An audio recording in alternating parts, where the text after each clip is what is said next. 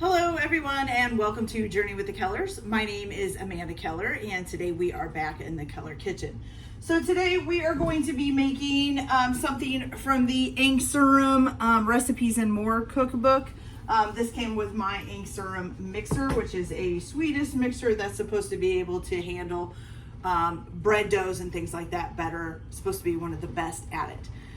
Today we are going to be making Italian focaccia.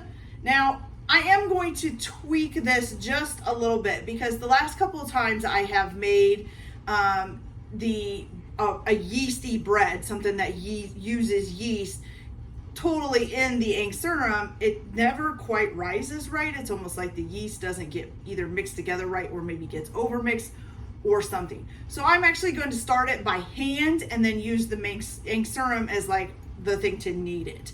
I just think that would go over easier for me. So, all right, so the first thing that you are going to need is 1 3/4 cups of water. And you need to heat it up to, let's see, for dry yeast, to 41 degrees Celsius or 105 degrees Fahrenheit. If you're going to use fresh yeast, you need it at 37 degrees Celsius and 98 degrees Fahrenheit. So I have my water here in a bowl. And I am using dry yeast. So you're gonna add 2 1/4 teaspoons of dry yeast. Okay, oops, hold on just a second here.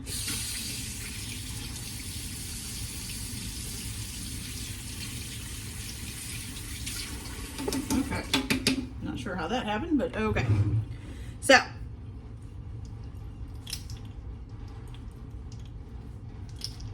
all right. I don't want it to be wet because then it'll all stick to it. Okay, so 2 1/4 teaspoons of dry yeast. So we got 1, 2, and then the quarter is right here. Oh, nope, that's a half, not a quarter. Wrong one. Almost did the wrong one. Okay, so 1/4. Okay, you're gonna mix that in. And then you're just gonna let this sit for about 10 minutes or until it gets foamy, okay? So I'm not gonna mix it too much. I basically just try to get like the yeast all wet. And I try to get some of the clumps out, but I always think that over mixing it or mixing it too much kind of makes it so it doesn't activate. So I don't wanna do too much here. So that looks pretty good. It's all wet. That's pretty much what you want, okay? Make sure we get it off the spoon here. Okay, there we go. So we're gonna let that sit and foam up. While we're waiting for that to get foamed up, oh, and just in case you're using fresh yeast, you would use 25 grams of fresh yeast, okay? I don't know if anybody still uses fresh yeast or not, but you know, just in case. Okay, so the next thing that you're gonna do is basically start your flour mixture. So you are gonna go ahead and add, let's see, you need 1/4 cup of olive oil.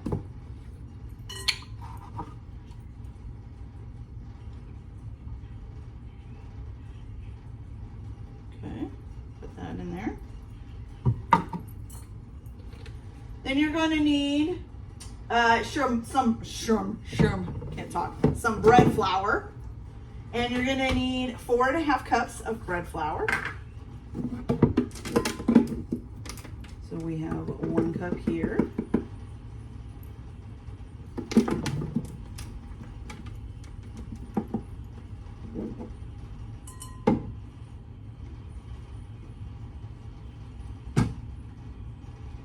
Two cups here. Okay.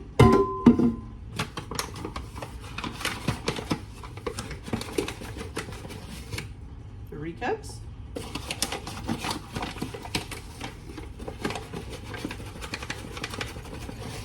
4 cups and a half. Right there. Half. There we go. And then, oh, there we go. All right, and then you're also gonna add 2 teaspoons of salt to this. There we go. 2 teaspoons. So you got 1 teaspoon. And you've got 2 teaspoons. Okay, and we're just gonna mix this together.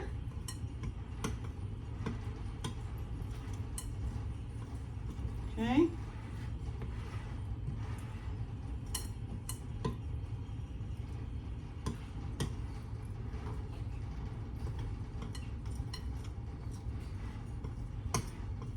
Make sure you get all that oil mixed in there real good. Okay, now what I am gonna do, just because this is how I've always seen it, that they, you know, to make bread stuff, is I'm just gonna make a well in the middle of this. You don't want it to be a hole, just a well that you can dump all this water into when it's ready, okay? So just a nice little well in the center, a little divot, not little, it probably needs to be fairly big because that's quite a bit of water. But anyways, make a nice well in the center that is ready for the yeast when it's ready, the yeast and water mixture when it's ready to go, okay? So I'm just gonna let this sit, and I'm gonna let the yeast keep going and get foamy, and then I will be back when it's time to add that, and we'll go from there. So I'll be back in just a minute, guys. So the yeast, as you can see, is starting to foam. See all that white stuff there? There's your foam. Okay, so here's what I'm gonna do. Is we made the well in the flour mixture, so I'm gonna go ahead and just dump this into that well. And then I'm gonna mix that in. Probably gonna have to use my hands here eventually. After I get it good.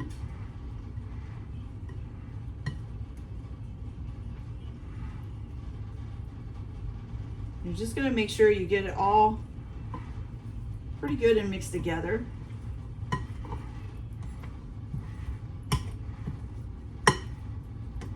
So I can do like this part of like a bread recipe. What I have the most trouble with is kneading, mainly because I do have inflammatory arthritis, had it for quite a while now.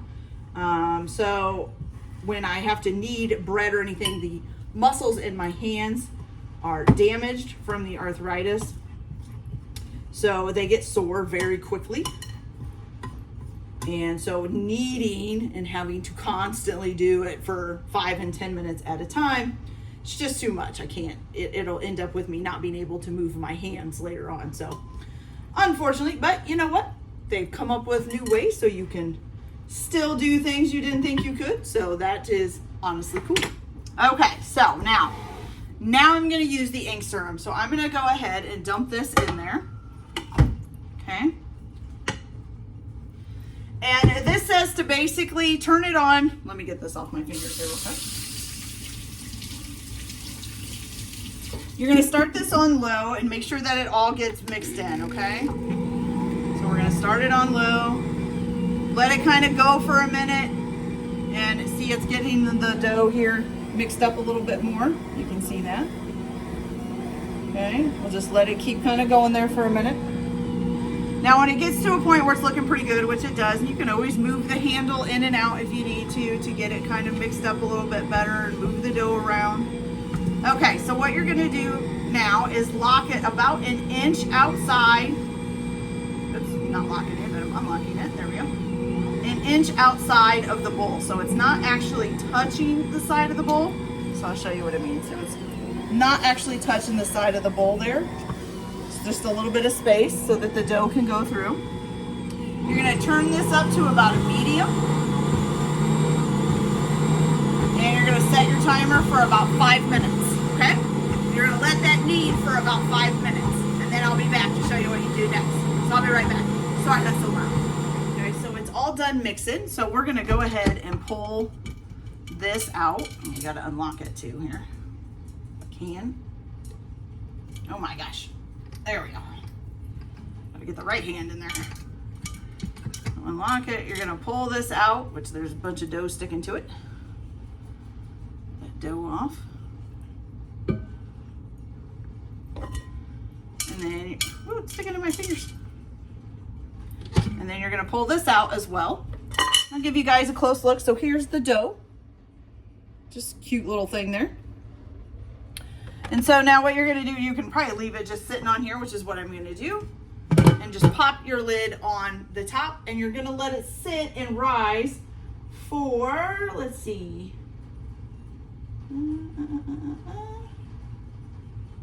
You're gonna let it rise for about 40 minutes, okay? So I'm gonna go ahead and just let this sit and rise for the 40 minutes that it needs, and then I'll be back. Now you can also do all of this by hand or using other machines. This is just in the Ankarsrum cookbook, so I'm using the Ankarsrum. I'm hoping it'll get me a little bit more used to using it. It does work very well. I just think that for some things it doesn't, like mixing. I don't think it does well with mixing the yeast into water. It's either over mixing it or something, because I can never, it just doesn't work out right when I do it on this. But as far as like kneading the dough and stuff like that, it does a great job usually with that, which is basically what I need it for. So that works out. I haven't found a KitchenAid that anybody talks about that can really handle bread dough really well, which was why I went with this. And so far, it's done what I needed to do, so that's a good thing. And we will get out of breads here pretty soon. There's all kinds of attachments and stuff to this Ankarsrum that you can put on it. There's like a vegetable chopper and a meat grinder and all these things. And as we move along through the cookbook, we will get to see more of those attachments and do more with those. But for right now, we're just kind of in the bread section of the cookbook. So I'm gonna go ahead and let this rise for 40 minutes, and then I will be back to show you guys our next step. So I'll be back in a minute. Okay, you guys, so this has been rising for about 40 minutes, and as you can see, it's much bigger, okay? So what you're gonna do now is you're gonna need what's considered a half a sheet pan, or an 18 by 13 pan, which is what this is. You're gonna need 1 tablespoon of olive oil and a brush or something to brush the olive oil on the pan, okay? So we're just gonna brush this all down.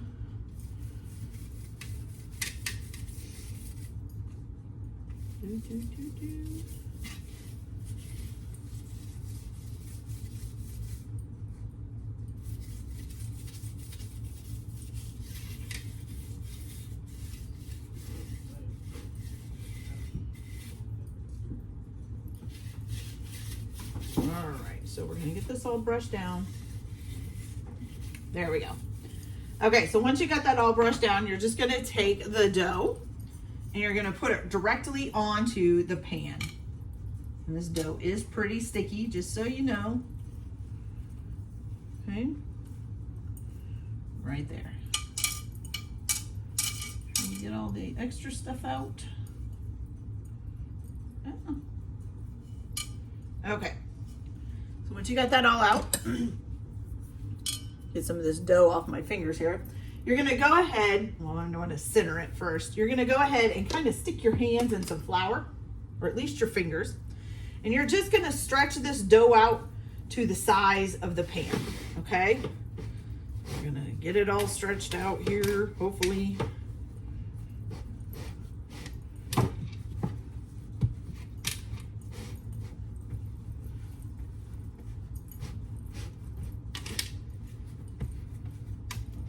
Almost there on this side, just got to get the other side. Okay. Flip her around here. Seems to be easier to pull than to push, just so you all know. Okay, get that all on there.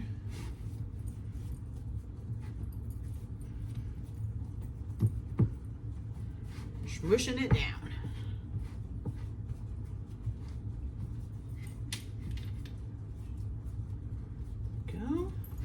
Almost got it.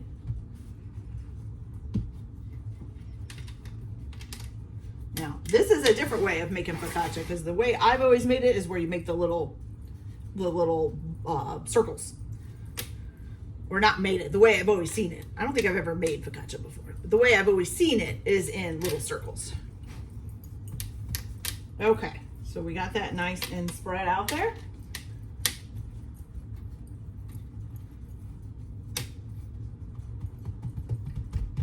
Okay, so now once that is done, you're gonna go ahead and let this double in size again. So you're gonna let it rise for like another 30 minutes, okay? So I'm gonna go ahead and let that sit and rise. It does not say to cover it or anything this time, so we'll just let it sit. So I'll be back in 30 minutes when it's time to get this ready to cook. Oh, just so you know too, during this 30 minutes while you're letting it rise, you can go ahead and cut up a half of a red onion, thinly slice it. You're gonna need 8 cherry tomatoes and then some fresh rosemary, okay? So we will be right back.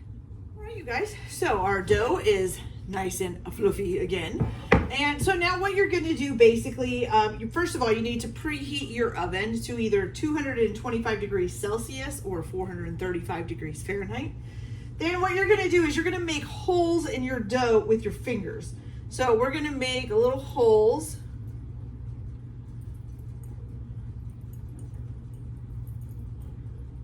All over. And I did cover this as well while it was rising, just because I was a little bit worried about something getting on it. So I did just cover it with a clean kitchen towel.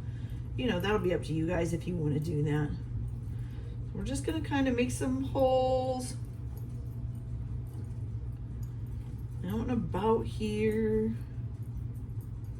So kind of like that, little holes in it, okay? And in those holes, you're going to stuff your cherry tomatoes, your some pieces of red onion, and also some like sprigs of rosemary, okay? You can stick something different in each one, however you want to do it. Oops, forgot some rosemary that time. Okay. Try to do it like 1, 2, and 3, so you know, like get the even amounts or something in there, I guess.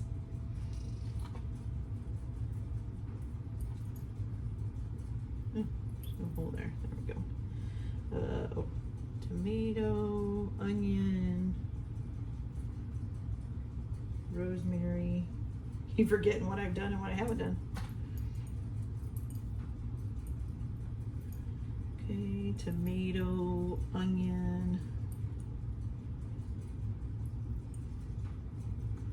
and some rosemary.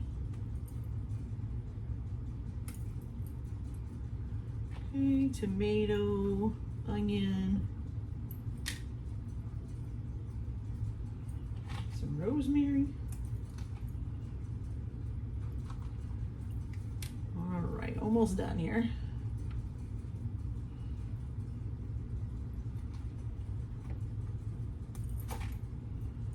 Rosemary, tomato. Oops, there's already tomatoes there. Onion, rosemary. And then tomato. I think I'll try to make it even, so I'll do an onion here. And then one more thing of rosemary. So everything has the same amount. Let's do a rosemary here. There we go. Okay. So once you get that done, you're gonna drizzle this with 2 teaspoons of olive oil, which this is more than 2 teaspoons, so I'm not gonna use this whole thing. But you're just gonna drizzle it on.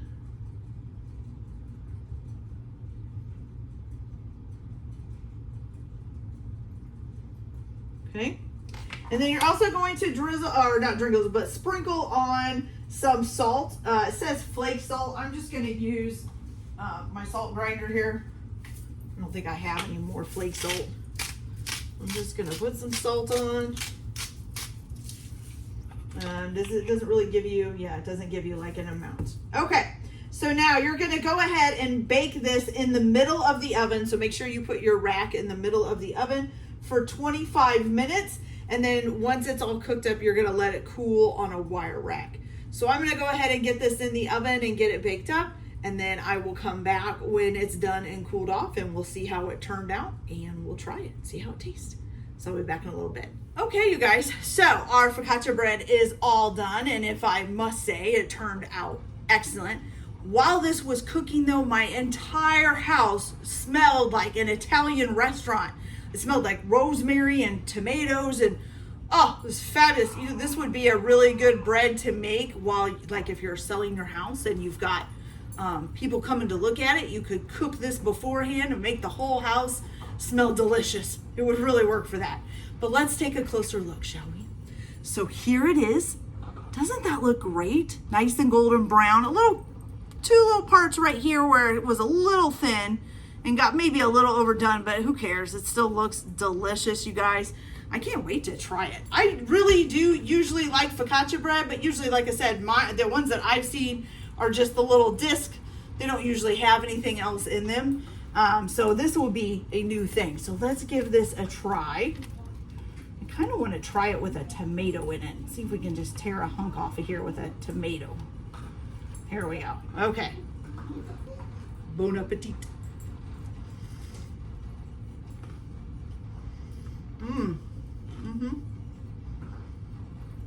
Excellent, you guys. Excellent. I even like the tomato with it. I don't usually like cooked tomatoes. That's really good. Okay, you guys, so I hope that you like this video. Like and subscribe if you like, or don't if you don't. Everybody have a good day. Enjoy your cooking. Keep your kitchen messy, and we'll see you later. Bye.